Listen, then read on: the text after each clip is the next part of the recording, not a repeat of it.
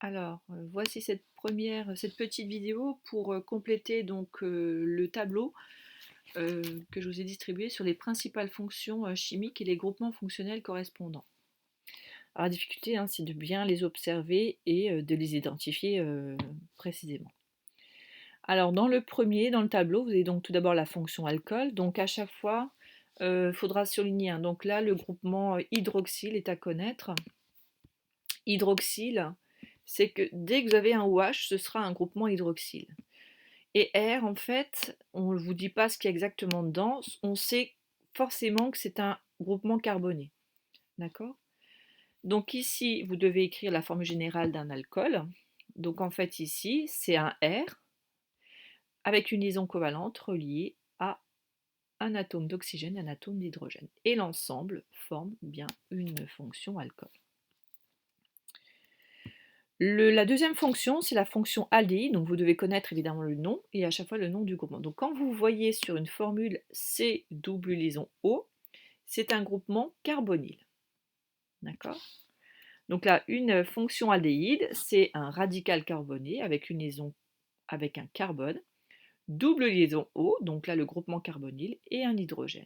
Donc là, ça c'est la fonction aldéhyde, vous devez la prendre telle qu'elle est ici. D'accord?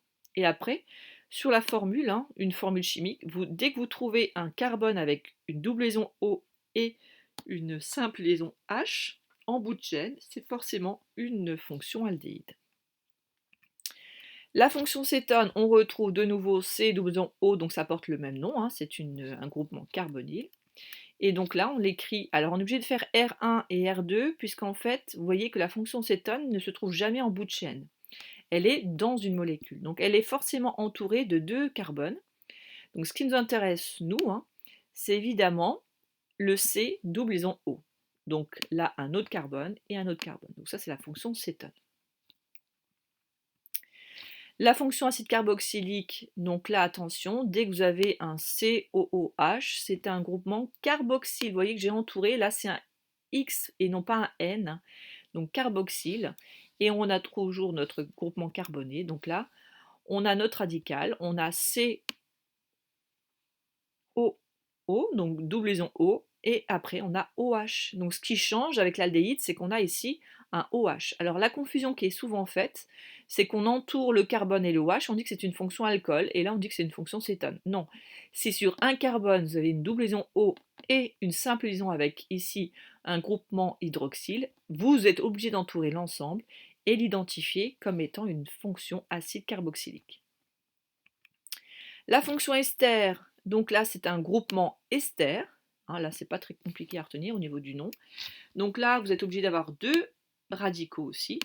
Vous voyez que c'est en milieu de chaîne, en tout cas dans la molécule. Une fonction ester n'est jamais au milieu d'une molécule. On a donc un carbone relié à un oxygène par une double liaison et un autre oxygène par une simple liaison qui lui-même est relié à un autre radical carboné. D'accord? Donc l'erreur à ne pas faire, c'est il ne faut surtout pas entourer que le CO et dire que c'est une fonction cétone, hein. Donc dès que vous avez un carbone relié à la fois à un oxygène par une double liaison et un autre oxygène par une simple liaison, vous entourez l'ensemble et vous dites que c'est bien une fonction ester. La fonction hétéroxyde, hein, c'est assez simple, c'est un oxygène qui se retrouve entre deux carbones. D'accord? La fonction amine, elle est ici NH2, on l'a vu pour les acides aminés, donc le groupement s'appelle amine, donc c'est assez simple. Vous mettez un radical carboné avec ici la fonction amine NH2. La fonction amide, donc là c'est CONH2, ce qui change, hein, c'est justement le CO. Donc là c'est un groupement amide, et donc qui s'écrit, vous avez votre radical, ensuite vous avez votre carbone relié avec une double liaison O, et vous avez aussi le NH2. Donc pour avoir une fonction amide, attention, c'est l'ensemble des deux. Vous ne pouvez pas séparer ici la fonction amine et la fonction cétone, par exemple. D'accord? Si vous avez un carbone qui est relié à la fois à une fonction, enfin à un groupement NH2 et un CO, c'est forcément une fonction amide.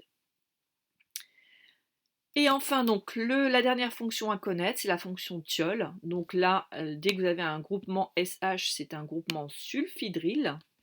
Et donc là, c'est le radical relié par une liaison simple à un atome de soufre et un hydrogène. Voilà, donc n'hésitez pas à revoir cette vidéo hein, pour compléter votre tableau, et si vous avez des questions, n'hésitez pas à me les poser. On va donc faire ensuite l'exercice de reconnaissance des fonctions chimiques hein, sur des formules, des molécules assez complexes.